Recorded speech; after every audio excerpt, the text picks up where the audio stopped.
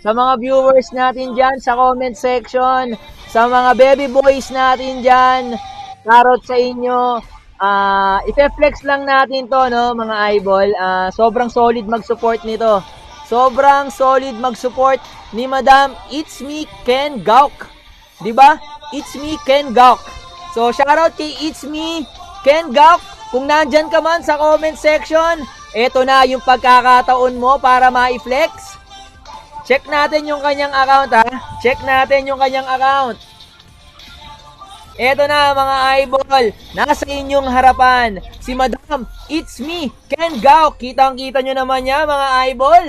Kitang-kita nyo naman yung picture ni Madam It's Me Ken Gauk. Sa mga baby boys natin dyan, shoutout sa inyo. I-follow nyo na siya, mga idolo. Sa mga naghahanap ng kaduo, mamaya malalaman natin kung single ba si Madam It's Me Ken Gauk. So, eto na, mga idolo. Currently, meron siyang 22 stars, mythic pa lang, at galing siya sa hindi ko alam, hindi ko mabigkas. Zeist ba to? Zeist number 2 Veil. Kung saan mang panig ng mundo yung Zeist na yan. Shoutout sa mga taga Zeist. Ang kanyang highest rank ay 28 mythical honor. Meron siyang 203 skins. Wow! Ang dami-daming skins ni Madam It's Me Ken Gauk. Kita mo nga yun, mga idolo. Skinner si Madam It's Me Ken Gauk. Sana all may collector skin. Ayan o, kita nyo naman o, collector skin ni Nana yan, mga eyeball. Collector skin ni Nana. Ang kanyang album, ayan, mga idolo, si Madam It's Me Ken Gauk. So, kita nyo naman yan, mga idolo, pusuan natin yan. So, nandito siya, mga idolo. Kung nakapunta na kayo sa Colosseum, ito po yan, ha. Hindi po to Araneta Coliseum, yung nasa Cubao, ha. Hindi po ito yung Araneta Coliseum na alam natin. So, ito po yung totoong Colosseum. So, shoutout kay Madam It's Me Ken Gauk. Tapos, meron pong giraffe at may kasamang zebra. So, mahilig yata sa hayop. Sa mga hayop dyan, shoutout sa inyo. Kaibiganin nyo tong si Madam It's Me Ken Gauk. Mahilig sa kahayupan. History. Ang history niya nakatago. So, mga idolo, katulad ng lagi kong sinasabi, kapag nagpapaflex kayo sa akin, dalawang bagay lang ang kailangan yung tandaan kung bakit nakatago ang history ng isang MLBB player.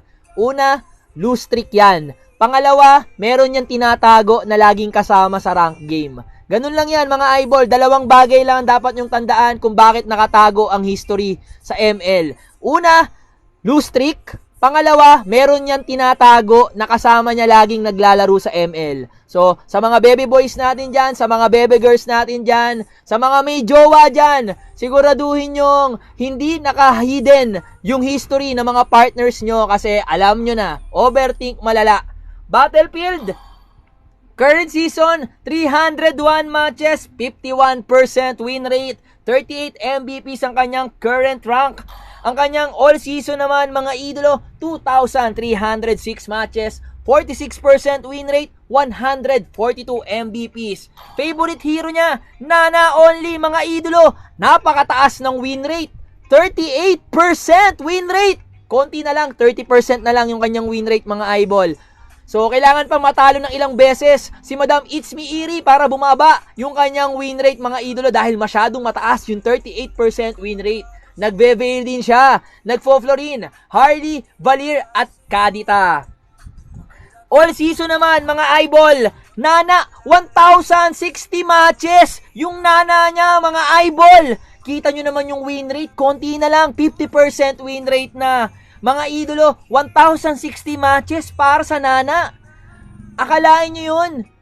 24/7, gagawin kang alaga, gagawin kang pusa, mga idolo. Kung gusto nyo magpaalaga kay Madam It's Me Eerie, it's your time to shine. Sa mga baby boys dyan na naghahanap ng mag-aalaga, eto na, si Madam It's Me Eerie. Kita nyo nga, no? 1,060 matches, gamit-gamit niya yung Nana. What more kung kayo yung aalagaan niya, di ba? Shoutout sa mga baby boys natin dyan. Syempre, nagbe-veil din yan. Nagbavalir, nagpo-Florin, Hylos, at Cecilion. Credit score, 108.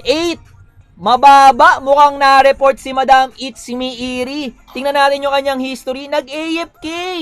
Tinamad maglaro, mga idolo. tinamad maglaro si Madam It's Me Iri o nawala ng signal. Kaya laging lag yung kanyang cellphone. Kawawa talaga yung mga makakasama nito sa RG. So kung ako sa inyo mga idolo, siguraduhin nyo muna na ready kayong lumaban sa rank game ng 5v4 dahil siguradong iiwan kayo nito sa RG kapag naglag siya dahil AFK siya at yon na-report nga siya mga eyeball. Live stream! The Netherlands, yung kanyang ano dito, yung flag. The Netherlands mga idolo, sana all taga Netherlands. Sabi niya, hi! Meron siyang following na 207, follower 213, popularity niya ay 2,132. Social, ayan guys, it's confirmed! Kulang siya ng isang bro, kulang siya ng 3 confidant, and kulang siya ng 4 na bestie. So sa mga baby boys natin dyan na naghihintay, baka si Madam It's Me Iri na yung magiging icing sa ibabaw ng cupcake nyo.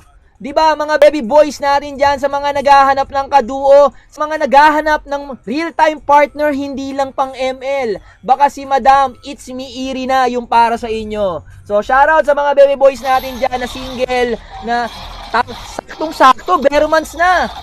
Para hindi kayo mapasama sa mga SMP, samahang malamig ang Pasko.